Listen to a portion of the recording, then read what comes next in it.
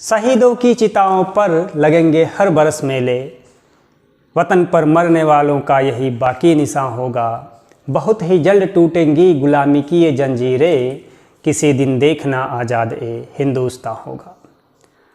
दोस्तों, ये उद्गार हैं उस महान क्रांतिकारी के जिसने मात्र 27 वर्ष की उम्र में अदम्य साहस और राष्ट्रभक्ति का परिचय देते हुए माँ भारती को ब्रिटिश हुकूमत से आज़ाद कराते हुए अपने प्राणों का बलिदान दे दिया। दोस्तों, मैं बात कर रहा हूँ महान क्रांतिकारी अमर शहीद अशफाक उल्लाह खान की। ऐसे अनगिनत क्रांतिकारियों के कारण आज हम आज़ादी की खुली हवा में सांस ले रहे हैं।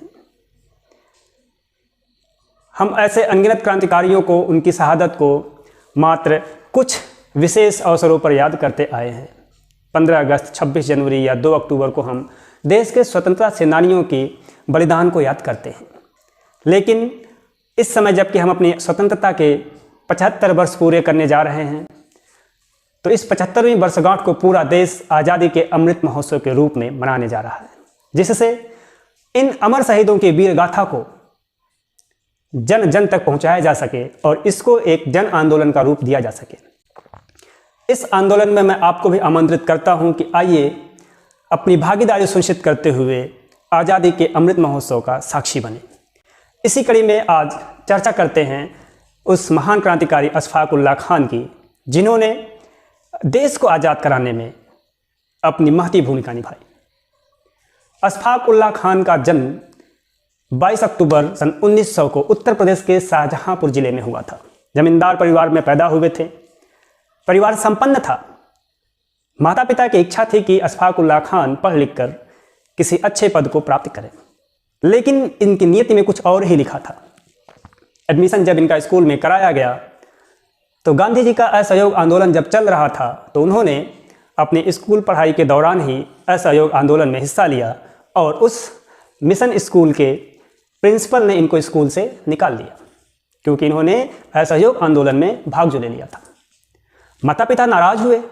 स्कूल में फिर से इनका दाखिला कराया गया, लेकिन इनका मन वहाँ नहीं लगा और ये चोरी छिपके जब भी समय मिलता था, उस समय जो आंदोलन होते थे उसमें भाग लेते रहते थे।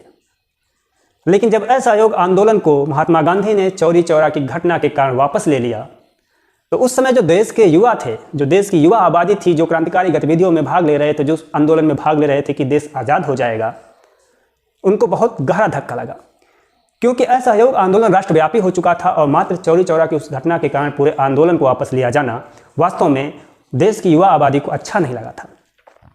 अशफाक उल्लाह खान सोचने लगे कि अब इससे काम नहीं चलेगा, देश को आज़ाद कराने के लिए कुछ और उपाय करने होंगे। 8वीं क्लास में पढ़ रहे थे और उनसे एक क्लास आगे 9वीं क्लास में पंडित राम प्रसाद बिस्मिल पढ़ रहे थे। राम प्रसाद बिस्मिल उस समय हिंदुस्तान रिपब्लिकन एसोसिएशन से जुड़े हुए थे, जो क्रांतिकारी गतिविधियों में काम करता था। उस समय राम प्रसाद बिस्मिल को अपने संगठन को बढ़ाने के लिए ऐसे ऊर्जावान, ऐसे जोशीले, ऐसे राष्ट्रभक्त युवकों की ज़रूरत थी। तो अशफाक उल्लाह खान को एक ऐसे मार्गदर्शक की ज़रूरत थी जो इस दिशा में उनका मार्गदर्शन कर सके। दोनों में गहरी दोस्ती हो गई। दोनों लोग शायरी करते थे, इसलिए इस दोस्ती को और एक नई पहचान मिली। दोस्ती प्रगाढ़ हो गई और यह दोस्ती मरते दम तक चलती रही। पंडित राम प्रसाद बिस्मिल कट्टर आर्य समाजी थे, तो वहीं अशफाक उल्लाह खान कट्टर मुस्लिम थे।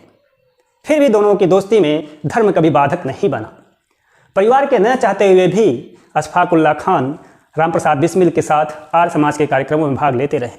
एक बार की बात है कि जब वो लोग आर्य समाज मंदिर में गए थे, वहाँ कार्यक्रम चल रहा था, उसी समय पता चला कि हिंदू मुस्लिमों के बीच दंगा भड़क गया है और कुछ मुस्लिम दंगाई मंदिर की ओर आ रहे थे, मंदिर के अंदर प्रवेश करना चाहते थे। अशफाक उल्लाह खान ने देखा तो उन्होंने अपनी रिवॉल्वर निकाल ली और चेतावनी भरे लहजे में कहा कि मैं एक कट्टर मुसलमान हूँ, लेकिन मेरी संवेदनाएं इस मंदिर की एक एक ईंट के साथ है। अगर तुम लोगों को दंगा करना है तो बाजार जाओ, अगर मंदिर में प्रवेश करने की बात की, जरा सा सोचा भी तो लाशें बिछा दूंगा। उनके इस रूप को देखकर सारे दंगाई वहाँ से वापस हो लिए। हम देखते हैं कि धर्म कभी बाधक नहीं बना। दोनों लोगों की मंजिल एक थी, फिर चाहे राम प्रसाद बिस्मिल हो जो कट्टर हिंदू थे, या फिर अशफाक उल्लाह खान जो कट्टर मुस्लिम थे। दोनों लोग भारत माँ को आज़ाद कराना चाहते थे। अशफाक उल्लाह खान और पंडित राम प्रसाद बिस्मिल में गहरी दोस्ती हो चुकी थी। दोनों लोग क्रांतिकारी गतिविधियों को आगे बढ़ाने के लिए, अपने संगठन के कार्यों को आगे बढ़ाने के लिए निरंतर उपाय करते रहे। इसी बीच योजना बनी कि संगठन को अपने क्रांतिकारी गतिविधियों को और पूरे देश में विस्तार देने के लिए गोला बारूद आदि की जरूरत है और इसके लिए धन की आवश्यकता थी। योजना बनी कि सरकारी खजाने को लूटा जाएगा। सरकारी खजाना जो कि ट्रेन से शाहजहांपुर से लखनऊ की ओर जा रहा था। 9 अगस्त सन 1925 को जब ट्रेन काकोरी पहुंची तो चेन खींचकर ट्रेन को रोक दिया गया। गार्ड नीचे उतरा यह देखने के लिए कि जरा देखें कहाँ से चेन खींची गई है। उसी दौरान 4 और क्रांतिकारी उतरे और उन्होंने गार्ड को पकड़कर जमीन पर गिरा दिया। ट्रेन की दोनों तरफ क्रांतिकारी खड़े हो गए और रिवॉल्वर निकालकर बंदूक चलाई। साथ ही साथ यह घोषणा की यात्रियों से कि किसी को डरने की जरूरत नहीं है, हम क्रांतिकारी हैं, हम सरकारी खजाने को लूटना चाहते हैं, हम भारत माँ को आज़ाद कराना चाहते हैं, आप लोग बिल्कुल न डरिए। सरकारी खजाने को लूट लिया गया। यह घटना पूरी क्रांतिकारी गतिविधियों को एक नई जान दे दी। सभी क्रांतिकारियों में एक नया जोश आ गया और क्रांतिकारी गतिविधियों को, उनके कार्यों को देश में एक नई पहचान मिली। इस घटना के बाद अंग्रेजों का बौखलाना स्वाभाविक था। चारों तरफ धरपकड़ होने लगी। अशफाक उल्लाह खान को छोड़कर उनके बाकी सभी क्रांतिकारी साथी पकड़े गए। अशफाक उल्लाह खान भी बचते बचाते काशी पहुँचे। काशी से फिर वो बिहार गए और बिहार में 10 महीने तक उन्होंने एक क्लर्क की नौकरी की। वहाँ उन्होंने ये बताया कि वो मथुरा के एक किसान परिवार से हैं। वहाँ रहने के बाद उन्होंने अपनी योजना को विस्तार देने के लिए दिल्ली पहुँचे। दिल्ली में वे अपने पुराने सहपाठी मित्र के साथ रहे। मित्र पठान था, अशफाक उल्लाह खान भी पठान थे, दोनों सहपाठी थे। उनके उस मित्र ने इनकी खूब आवाभगत की, खूब सेवा की। लेकिन सुबह अभी जब अशफाक उल्लाह खान सोए हुए थे तो दरवाजे पर किसी ने जोर से खटखटाहट की आवाज़ की। दरवाज़ा जोर से खटखटाया गया। पूरी नींद खुली भी नहीं थी, अभी जगह भी नहीं थे। उन्होंने दरवाज़ा खोला तो सामने पुलिस थी। पुलिस ने अशफाक उल्लाह खान को गिरफ्तार कर लिया। अशफाक उल्लाह खान समझ गए कि पठान दोस्त ने धोखा दे दिया है। गिरफ्तार करके अशफाक उल्लाह खान को फैजाबाद लाया गया। फैजाबाद के जेल अधीक्षक तसद्दुक खान ने पूरा प्रयास किया कि अशफाक उल्लाह खान को सरकारी गवाह बनाकर पेश किया जाए। उसने अशफाक उल्लाह से कहा कि तुम भी मुसलमान हो, मैं भी मुसलमान हूँ, तुम एक हिंदू देश के लिए, हिंदू देश की आज़ादी के लिए क्यों बेवजह लड़ रहे हो, क्यों अपने जान को खतरे में डाल रहे हो? तुम मुसलमान हो, यह देश हिंदुओं का है। अगर हिंदू देश आज़ाद होगा तो लोग अपना नियम थोपेंगे, तुम अपनी जान को क्यों जोखिम में डाल रहे हो? तुम सरकारी गवाह बन जाओ, मैं तुमको बचा लूँगा, तुम्हारी पूरी सहायता करूँगा, तुम्हारी सज़ा को माफ़ करा दूँगा। अशफाक उल्लाह खान सुनते रहें। सुनने के बाद पूरी तरह से गुस्से में उस जेल अधीक्षक को झिड़कते हुए, डांटते हुए कहा कि तुमको ऐसी बातें करते हुए शर्म नहीं आई? मैं एक भारतीय मुसलमान हूँ, मुझे गर्व है कि इस क्रांतिकारी गतिविधियों में मैं अकेला मुसलमान हूँ, और अगर मैं सरकारी गवाह बनता तो ये देश के प्रति गद्दारी होगी और मेरी इस गद्दारी से पूरी मुस्लिम कौम की बदनामी होगी।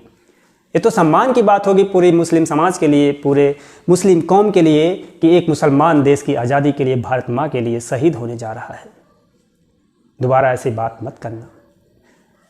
उसके बाद से भी कई प्रयास किया उस जेलर ने, लेकिन अशफाक उल्लाह खान डटे रहे। इसके पहले भी अपने दोस्तों से कहा करते थे कि देखो भाई, मैं इस क्रांतिकारी गतिविधि में अकेला मुसलमान हूँ, अगर कोई बलिदान देने का अवसर आए तो मेरी पूरी सहायता करना। आज वह अवसर आ चुका था। सरकारी खजाना लूटने के कारण अशफाक उल्लाह खान को फांसी की सज़ा सुनाई गई। सज़ा सुनाए जाने के बाद वो और प्रसन्न दिखे कि भारत माँ को आज़ाद कराने के लिए जो यज्ञ चल रहा है उसमें अपने प्राणों की आहुति देने जा रहे हैं। अक्सर अपने दोस्तों से कहा करते थे, जाऊँगा खाली हाथ मगर ये दर्द साथ ही जाएगा, जाने किस दिन हिंदुस्तान आज़ाद वतन कहलाएगा। बिस्मिल हिंदू कहते हैं, फिर आऊँगा, ले पुनर्जन्म ऐ भारत माँ, तुझको आज़ाद कराऊँगा। जी कहता है मैं भी कह दूँ, पर मजहब से बध जाता हूँ, मुसलमान हूँ, पुनर्जन्म की बात नहीं कर पाता हूँ, पर खुदा अगर मिल गया कहीं अपनी झोली फैला दूंगा और जन्नत के बदले उससे एक पुनर्जन्म ही मांगूंगा, एक पुनर्जन्म ही मांगूंगा। फांसी की तारीख 19 दिसंबर 1927 को सुबह स्नान करने के बाद खुशी खुशी फांसी के फंदे तक पहुँचे। वंदे मातरम, भारत माता की जय का उद्घोष करते हुए उन्होंने फांसी के फंदे को अपने गले में लगाया और सदा के लिए भारत माता की गोद में सो गए। उसी दिन पंडित राम प्रसाद बिस्मिल को भी फैजाबाद से दूर गोरखपुर में फांसी की सज़ा दी गई। अशफाक उल्लाह खान की अमर गाथा सदियों तक भारत में गूंजती रहेगी और जब भी क्रांतिकारियों का नाम लिया जाएगा तो अशफाक उल्लाह खान का भी नाम स्वर्णिम अक्षरों में दर्ज रहेगा। जय हिंद, वंदे मातरम।